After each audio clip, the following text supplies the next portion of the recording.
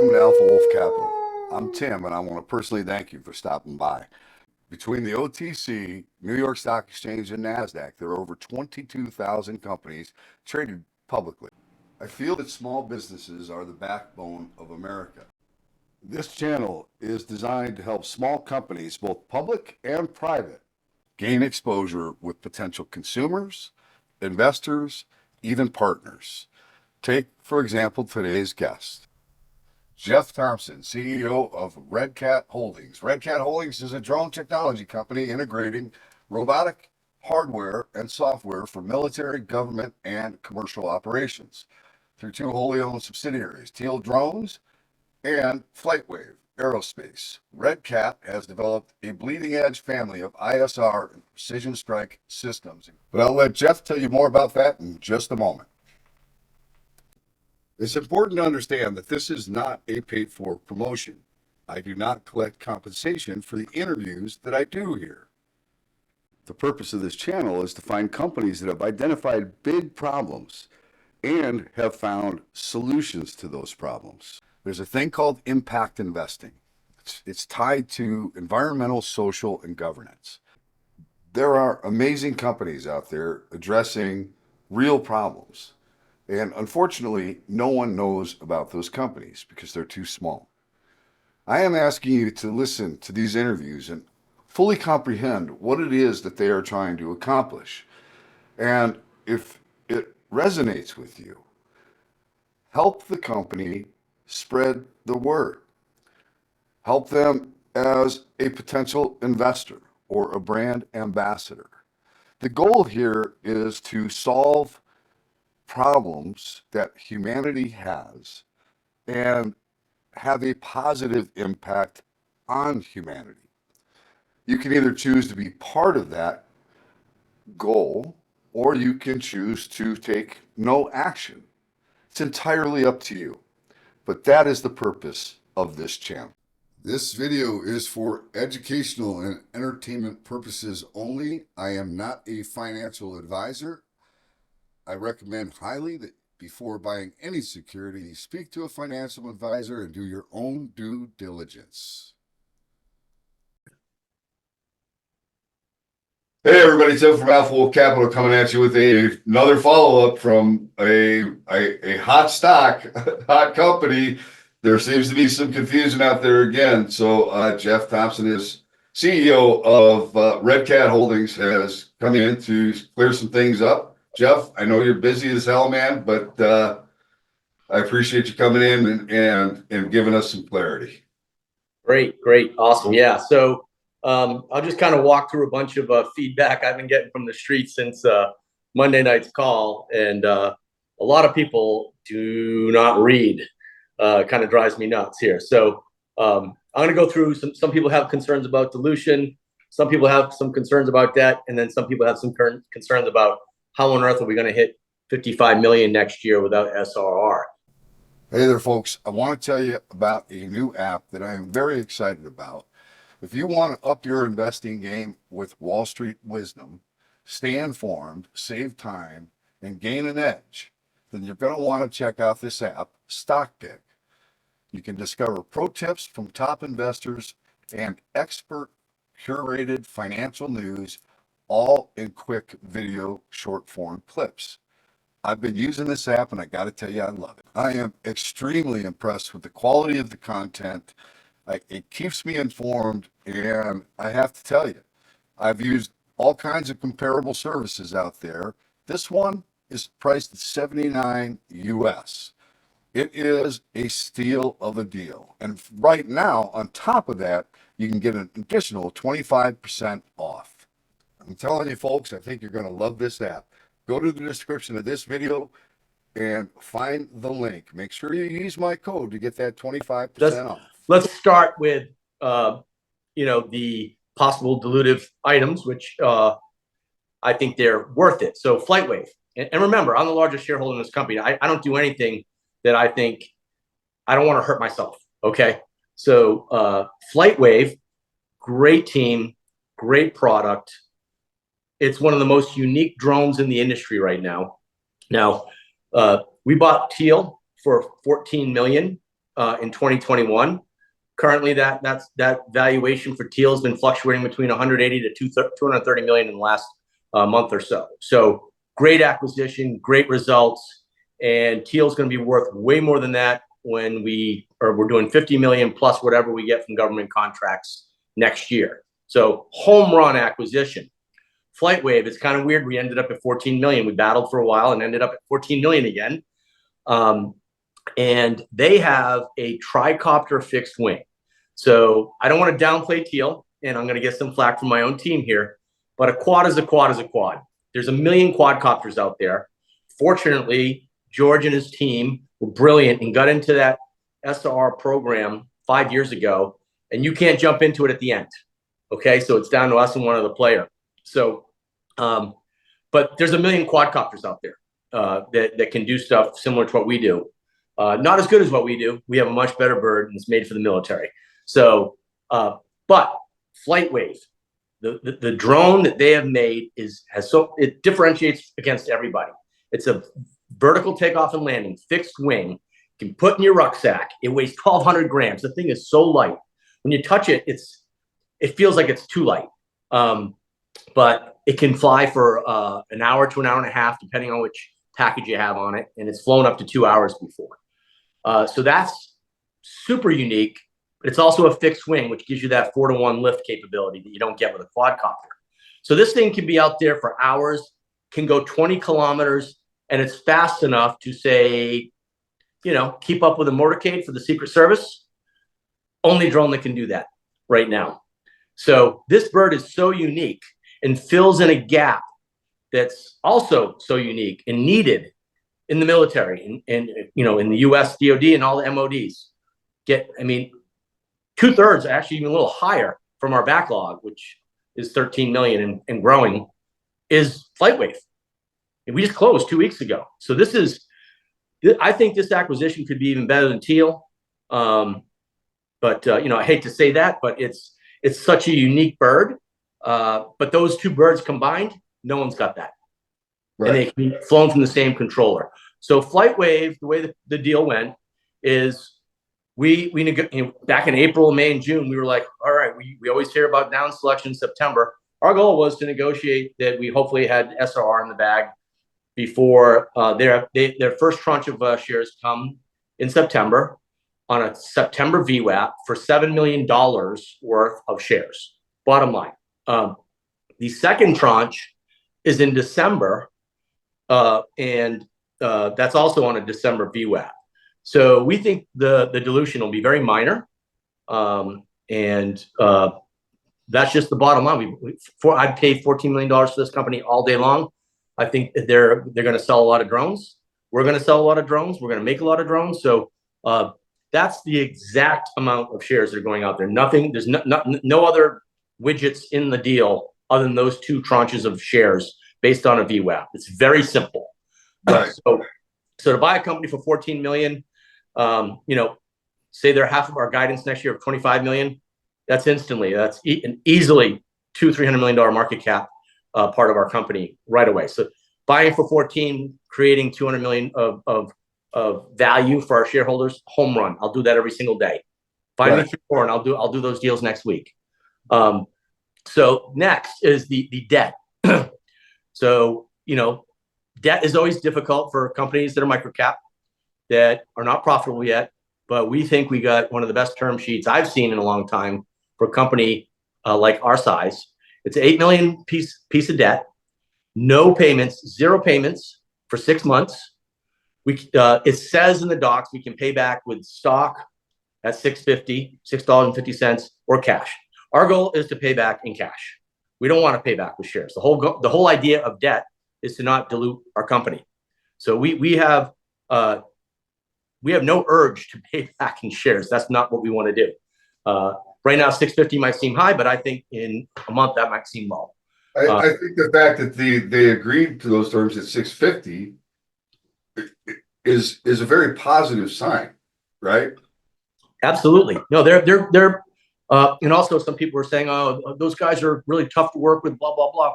They've invested, they've bought over 500,000 shares on common stock. So they're not just trying to grind us on some debt deal. But here's some of the other metrics on this. So it's like 30% warrant coverage. It's about 700,000 shares, I think, total at $6.50, not cashless. They don't just get free shares.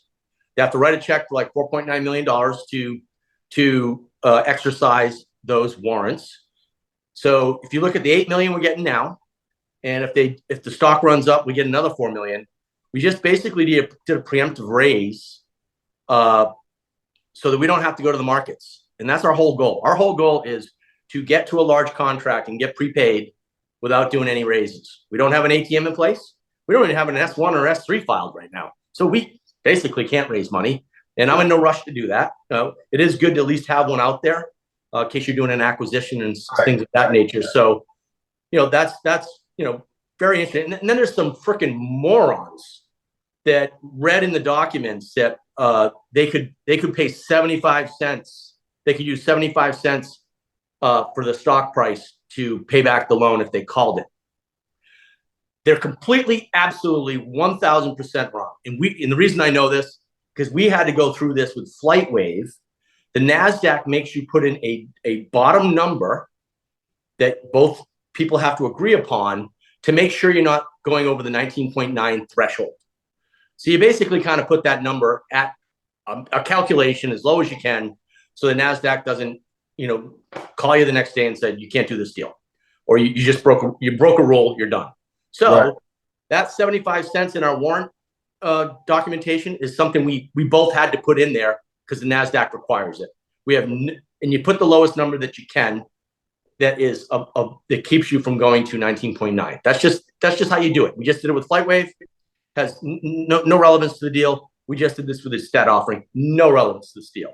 So it's best piece of debt that we could get as a non-profitable microcap company. So right. And I think it's going to prevent us from doing any other raises. So we're stoked about this piece of debt, and they're great partners to us so far. They buy in the open market. They're shareholders. Now they have a piece of debt, and they 650. They said yes. Right.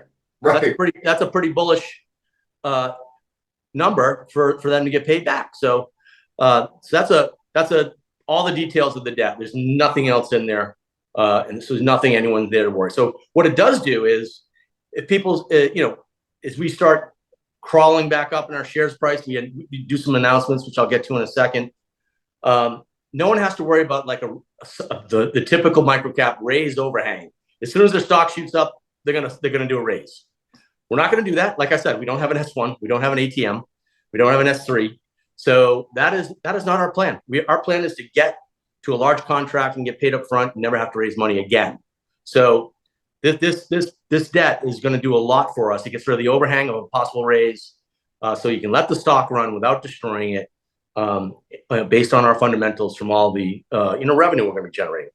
So next, I'll go into guidance so people can kind of understand that. Some people thought our $55 million of guidance without SRR, without some of these NATO contracts, which are pretty darn exciting, that's a lofty number. Absolutely not. So we have backlog of 13 million. So when we go to our biz dev team with what are our possibilities of all the stuff that's in our pipeline closing, they don't say yes to 55 million unless they know they're going to hit that, because they won't get paid. If you think about it, say it's 25 million in FlightWaves, 25 million in TL3s, and like 5 million in FPV, which is, I think those numbers are probably kind of close. Just thumbnailing that right now. Maybe 5 to 10 for FPV. It's really heating up out there with the DoD. So 25 million of FlightWaves is literally 500 birds. I think we have 150 birds already in the pipeline in backlog or something like that. We got to sell 350 in the next 15 months, where we already sold 150. I mean, 25 million worth of FlightWave is I kind of think it's a layup. Same thing on the TL3. We sold 18 million of TL2s. This bird's way better. Hopefully it's a program of record, which everyone will buy off that program of record. Going from 18 to 25 million in TL3s, I don't think that's a hard number to catch. So the guidance is, I don't think it's lofty. And remember, there's no SRR in there. There's no NATO in there. that's it. I mean, that's just straight up organic sales. So if I'm looking at it, I'm thinking you're actually being very conservative, right? I mean, if you land the SRR or you land one of these NATO deals, and I'm just, the first SRR contract was 500 million, and that was before Ukraine, right? Yeah. I would say that there's an immense focus on how important drones have become to the battlefield, right? And to situational awareness and kinetics, the whole thing. I mean, you've got the entire package. Yeah, right? SRR is, I think, 12 to 13,000 drones written 5.5 years ago in the requirements. Also EW wasn't in there. I think I mentioned this last time, but our bird does EW. So electronic warfare, for people that don't understand that. So we made this bird that every warfighter in a real war like in Ukraine would like, this is a good bird, not what the requirements were 5 years ago. So I think there'll be plus ups in the SRR program every year. So it's going to be a great contract. So that's you add that to the 55 million, and you're starting, you're 100 million plus and then some for the next 9 years of contract. So I've been reading a lot about Skydio. Yep. And their focus on not really building a great drone, but really focusing on lobbying. And I found that to be very interesting, right? Yeah. All right. My LinkedIn account's gonna blow up after this, but we actually lobby with Skydio together on some items. They outspend us like 5 to 1, I think the number is, but we work together on some of these things. So it's not just Skydio, the big bad evil company. We don't want people buying Chinese drones in the United States. That's just dumb. Why would we do that? So we're all about that, and we know that the first responders can't afford military costing drones, but until we get large orders, we're not going to bring that price down. If we keep buying China, we're not going to have a U.S. option. So people are just all about themselves. If you look at all the guys that are pro-China, they're typically in a drone business where they need those inexpensive Chinese-owned companies to make them. I get it. I totally get it. But that's not even our market. We're not looking at all these first responders. We're focused on the military. So I've recently met Adam, the CEO of Skydio. I think he's a nice guy. I think they're going to do some great stuff, and he is so dedicated to the drone industry. I hope Skydio's around, because my hope is we're doing the military, they do all the rest. But yeah, so it's not just the evil empire of Skydio. We're part of that, but on a very small scale. We don't want Chinese drones here either. So I think I think that makes a lot of sense, right? We're talking about national security here. It's not. Yeah. I mean, that's a big issue, right? I mean, we don't really want Chinese drones inspecting our bridges and doing all that kind of stuff, right? I mean, not exactly. Yeah. If you want to go to war with the United States, here's a map of every one of their bridges and their electric lines and everything here, and it's on a video. You can. Oh, and here's where to hit it because there's vulnerabilities. It's crazy. Right. We should not be using Chinese drones whatsoever. Right. I 100% agree with that. Yeah. And I will tell you, I went to a drone convention here in Vegas. Yep. And one of the first things I noticed, one of the first observations was there were a lot less drone companies at this year's conference. And I think that has a lot to do with what happening in the markets. And I think a lot of it has to do with many of them were just resale companies, right? I mean, they were just selling Chinese drones, right? Yep. What I found interesting is I talked to a lot of the actual people that were at the booths was people are not waiting till 2026 to switch out from Chinese drones. I mean, why would you buy a Chinese drone today and knowing that you're going to have to park it in a year from now, right? Right. No, I get it. And, our competitor Skydio makes great drones. It was designed for the enterprise. It was designed to do those types of things. And I want a U.S. company to succeed in that market. I think it's a must-have, and until we get some scale and some large orders, the prices aren't going to come down. But I mean, let's face it. A DJI drone doesn't cost $3,000. It costs way more than that. But the CCP has been subsidizing them to ruin our drone industry, not only here but all over Europe. That's why there's no quadcopters like the TL3 in that size frame, because everyone got wiped out of business from 2015 to 2018. No one invested in drones ever again. So everyone's like, why aren't there way more drone companies in the world? Well, it takes 3 or 4 years to spin up a manufacturing line for a reliable drone, and you got to get people to invest. And 3 years ago, no one was investing in hardware for drones until the Ukraine happened. Right. Yep. All right, Jeff. So is it still going to be a great summer? Wait, summer's over, bro. Yeah. No, I mean, frankly, we postponed. We were ready to file a week ahead of time. Like 10 days ago, not on the 23rd, but we went through all the down selections we got for the last 4 years, and they were always like in mid-September, the 19th. You get a down selection every September. You negotiate a production contract through December. You sign it. You get your first checks in January. We've done that for 4 years. Now we're like, all right, we can't. Once we delivered our drones, there's no communication. They call you and tell you when the award hits.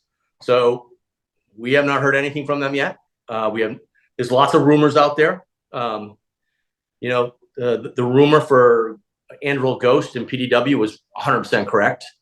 Everyone knew that rumor. Another worst case secret, but those are two great companies. We're doing some work with PDW, and so I'm hoping all the rumors are true. Yeah, I mean, look, as long as they haven't announced it and they were right, everybody's wrong. Those rumors are not. As long as I think people just need to be patient, right? Yep. Government sometimes can be slow, believe it or not. And the worst thing here is, like for instance, everyone's like, "Where's all the contracts from sweeps? Where's all the contracts from sweeps?" And I can just be very blunt about it. The DLA, which processes all the sweeps contracts, is 2 or 3 weeks behind right now. There's so many. So you'll be hearing a lot from us over the next couple of weeks. We don't have 13 million in backlog for no reason. Our contract wins are changing every single day. We don't announce anything without getting sign off from our customers. The Army signs off on every single one of our press releases. Other countries that buy our stuff, they sign off on our press releases. So we get a win. We got to wait, get approval. So you'll be hearing from us in October. We don't have 13 million in backlog for no reason. Of signed PO. So it's going to be an exciting year. I'm sorry about missing on the SRR announcement timing. I had 4 years of experience thinking it was going to come in either way. It's going to come in September. But like I said on the call on Monday, doing the queue without SRR, and because everyone would just be, oh, SRR, oh my gosh. And it would run, the stock would run, obviously. Is my guess, but we're not just SRR. We so when we had to do the Monday quarterly without SRR, we're going to triple revenue. We'll be closing in on profitability when we get to that run rate. We now we don't need a raise, and we're going to grow like crazy without SRR. Throw on SRR, and you're just putting gasoline on the fire. So I think there was a huge overreaction in the market, but everyone expected us to come with SRR, and we didn't, and so I missed. I missed on that guess. It's okay. There's at least an educated guess with 4 years in the running. You know what? I think. What worst case scenario? What would be the worst case scenario when you might? I mean, could they push this thing to like the end of October? I have no idea. I don't think it's going to be. I asked someone that kind of is plugged in this, and will not give us any information, but does not think it's going to the end of October. My guess, and this is purely a guess, is they might want to do a lot of announcements during AUSA, which is in October 14th in DC. It's the big Army show. every year.